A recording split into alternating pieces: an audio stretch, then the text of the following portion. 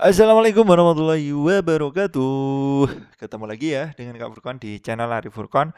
Pada video kali ini Kak Furqan akan berbagi informasi seputar P3K Guru tahun 2023 yang semakin dekat ya. Oke, langsung saja disimak informasinya Bapak Guru. Kabar dari guru bisa.com berkobar Kamis 30 Juni 2022. Oke, seperti itu ya Bapak Guru.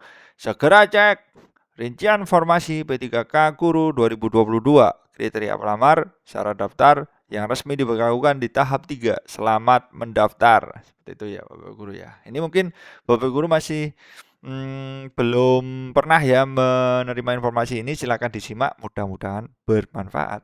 Oke, lanjut. Pegawai pemerintah dengan perjanjian kerja atau PPK 2022 ini sedang dipersiapkan untuk dibuka kembali nih. Tahun ini formasi yang akan dibuka itu hanya untuk jabatan fungsional PPK guru dan tenaga kesehatan.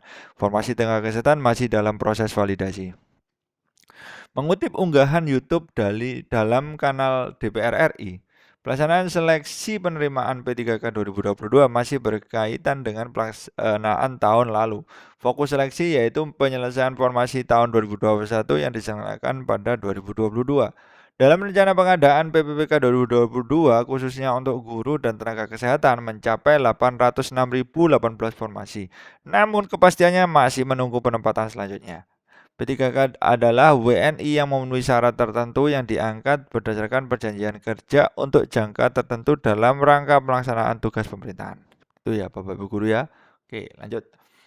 Meskipun sama-sama sebagai ASN, namun PPK berbeda dengan PNS yang telah diangkat sebagai pegawai tetap. Selain itu, PNS juga bisa menduduki semua jabatan pemerintahan, tetapi PPK tidak dapat mengisi jabatan PT pertama. Oke, kriteria pelamar P3K Guru 2022. Ketentuan terkait seleksi P3K Guru 2022 yang memiliki dasar pelaksanaan pengadaan PPK jabatan fungsional guru di Jasa Daerah 2022 diatur dalam Peraturan Menpan RB ya nomor 20 tahun 2022. Dikutip dari postingan Kemenpan RB dari Instagram, aturan ini dia akan mengakomodasi berbagai latar belakang guru tersebar di Indonesia. Selain itu, aturan ini juga menjadi solusi pemenuhan guru terutama di daerah 3T, terdepan, terpencil, dan tertinggal. Seperti itu ya Bapak Ibu guru ya. Oke. Aturan tersebut terdapat kriteria pelamar baru yang perlu dicermati. Ada pelamar prioritas, ada pelamar umum ya, Bapak Ibu Guru ya. Kalau prioritas terdiri dari prioritas 1, 2, sama 3. Nah, prioritas 1 yang paling terdepan adalah THK 2, kemudian non ASN negeri, kemudian lulusan PPG, terakhir adalah lulusan swasta. Kemudian prioritas 2 itu terdiri dari THK 2 saja. Prioritas 3 itu non ASN negeri. Masa kerja minimal atau lebih dari sama dengan 3 tahun. Seperti itu ya. Banyak yang tanya ya di channelnya Kak Furqan ya, seperti apa ini mekanik apa prioritas 3 itu seperti apa? Ya, yang dibingungkan adalah prioritas 3 dan umum. Mungkin teman-teman dipermasalahkan adalah TMT-nya di Dapodik ya kan. Itu harus awal tahun ya untuk masuk ke prioritas 3 atau 1 Januari Bapak Ibu ya. Oke, lanjut. Lah di sini pelamar umum itu lulusan PPG dan pelamar yang sudah terdaftar di Dapodik. Dengan adanya kriteria pelamar prioritas maka berpengaruh pula pada pola pemenuhan kebutuhan PPK guru. Pelamar prioritas diutamakan dibanding peserta yang lainnya atau pelamar umum. Berikut ini ketentuan dalam pemenuhan kebutuhan formasi PPK guru. Yang pertama adalah dilakukan pelamar prioritas 1 secara berurutan yaitu TK 2, non ASN negeri, lulusan PPG, lalu swasta. Kemudian jika belum terpenuhi lanjut ke pelamar prioritas 2. Lah jika belum terpenuhi lagi asal akan diisi prioritas 3. Jika jumlah masih juga belum terpenuhi dilakukan seleksi umum menerapkan CAT UNBK. Syarat daftar PPK buruh. Calon seleksi PPK buruh diberikan persyaratan pendaftar. Yang pertama ini gampang syarat-syaratnya.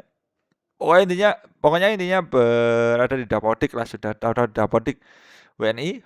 Kemudian paling rendah ini usianya 20 tahun ya. Oke, paling tinggi 59 tahun. Oke, 1 tahun aja ya.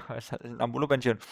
Tidak pernah dipidana. Oke, kemudian tidak pernah diberhentikan dengan hormat, tidak pernah menjadi anggota partai, sertifikat pendidik atau ijazah yang sesuai, sehat jasmani, berkelakuan baik. Kemudian Persyaratan lain sesuai kebutuhan. Kemudian sementara itu ada persyaratan lain yang diperlukan bagi penyandang disabilitas. Surat keterangan dokter rumah yang memenuhi puskesmas menerangkan jenis atau derajat kedisabilitasnya, serta menyampaikan video singkat tentang kegiatan sehari-hari pelamar. Selanjutnya, bagi penyandang disabilitas rungu, tidak dapat melamar ke kebutuhan PPK pada jabatan fungsional guru bahasa Indonesia atau guru bahasa Inggris. Penyandang disabilitas daksa tidak bisa melamar jabatan fungsional guru pendidikan jasmani, olahraga, dan kesehatan. Penyandang disabilitas netra tidak bisa melamar jabatan fungsional guru budaya, seni budaya, dan keterampilan. Selain itu bisa, Bapak Guru ya. Oke, seperti itu saja infonya dari Kak Furqon. Semoga memberikan manfaat ya bagi Bapak Ibu guru yang sudah menonton dan diberikan kelancaran sampai mendapatkan SK P3K tahun ini. Amin amin ya rabbal alamin. Sekian dari Kak Furqon. Wassalamualaikum warahmatullahi wabarakatuh.